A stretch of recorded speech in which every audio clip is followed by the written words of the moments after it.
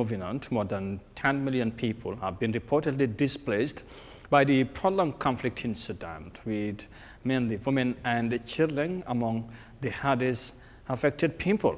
Concerns of growing sexual and gender-based violence have also been raised by local rights advocates.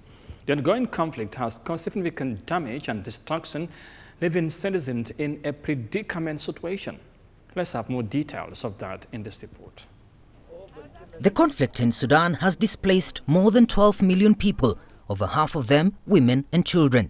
One of them is a widow who sought refuge in the de facto capital of Port Sudan, finding safety with her children, but now confronts destitution.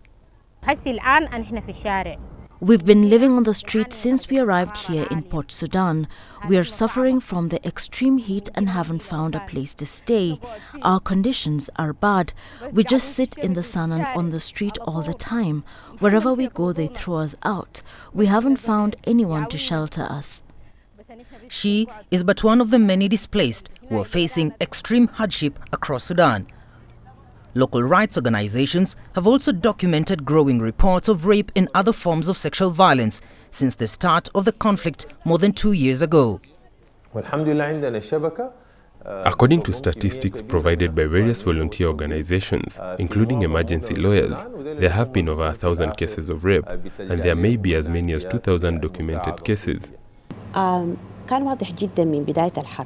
The first reported rape case was on April 15th, the first day of the war. For us, as a feminist organization and all feminist organizations, this was a very dangerous indicator. It was expected that these cases would increase and continue to increase, and indeed, this is what happened. With limited access to formal employment, many women have resorted to informal livelihoods such as street vending and domestic work to survive.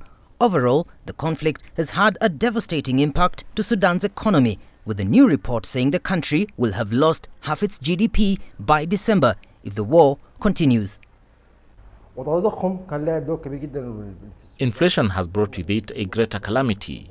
The war caused by the Rapid Support Forces rebellion and the subsequent crimes of looting, theft and other crimes against economic institutions.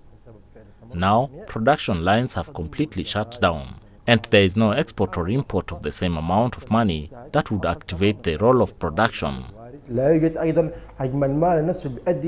And as other conflicts erupt around the world and humanitarian funding plummets, it's cutting off much-needed relief for Sudan's displaced. We continue to face challenges in terms of resources, and we are not able to move as much assistance as we would like in terms of speed as well as in terms of scale.